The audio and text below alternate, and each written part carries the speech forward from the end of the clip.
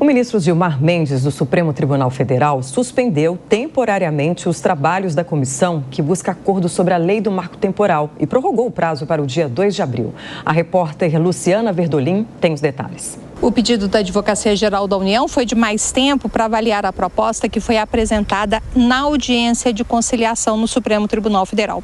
Por isso, o ministro Gilmar Mendes marcou a próxima reunião para o dia 26 de março, sendo que a expectativa do ministro é de que até o dia 2 de abril o Supremo possa fixar qual será o entendimento com relação ao tema, à questão do marco temporal. Inicialmente, a previsão era de que os trabalhos fossem encerrados na semana que vem.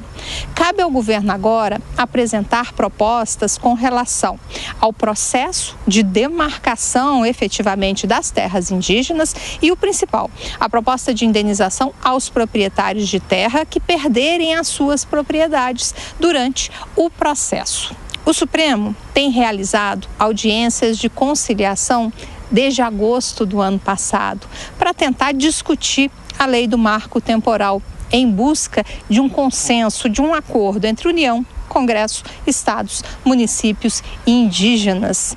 Na semana passada, a Advocacia-Geral da União se manifestou contra boa parte das propostas que foram apresentadas pelo ministro Gilmar Mendes e pediu mais tempo para analisar a questão e propor alternativas. Os pontos de maior divergência nesse momento seria na questão da possibilidade de mineração nas terras indígenas e com relação ao processo de indenização aos proprietários atuais.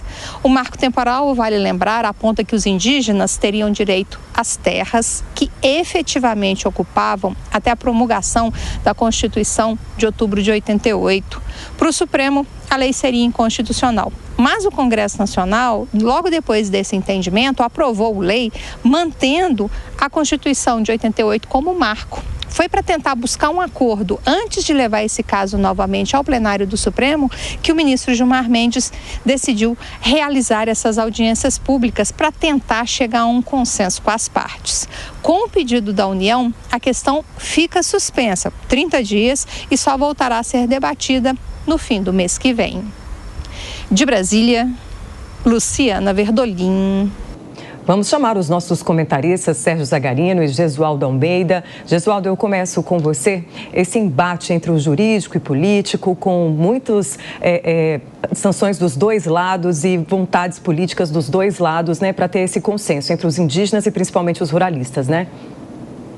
Patrícia, eu destacaria muito mais, inclusive, a questão econômica. As terras indígenas hoje, elas são recheadas de minerais e recursos naturais muito importantes para a exploração. E é esse o ponto em questão.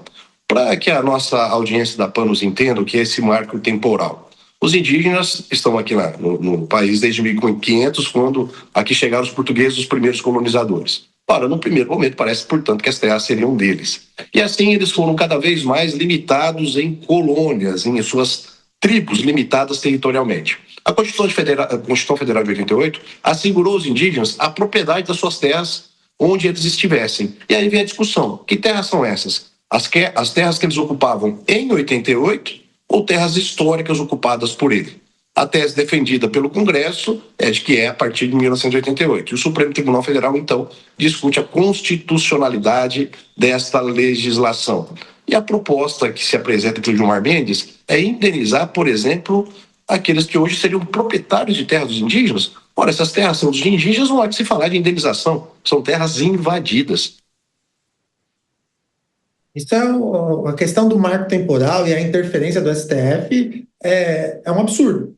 Afinal de contas, a Constituição foi muito clara na delimitação das terras. O marco das terras indígenas ele serve exatamente para garantir o direito dos indígenas naquele momento, em 1988, e não agora, em 2025, 35 anos depois, a gente discutir se agora eles teriam direito a terras em proporções muito maiores que gerariam problemas econômicos enormes, não só aos ruralistas, mas sim na verdade, a todo o povo brasileiro, porque são terras com grande potencial de exploração econômica, coisa que os indígenas não irão fazer. Então, a questão não se trata de não defender os indígenas, mas sim de defender os interesses do povo brasileiro, da iniciativa privada, do próprio interesse privado ali e da propriedade privada, porque hoje muitas dessas terras, elas são terras altamente produtivas. Portanto, o STF, ele não tem que se meter onde ele não é chamado, até pelo fato de que o Congresso já pacificou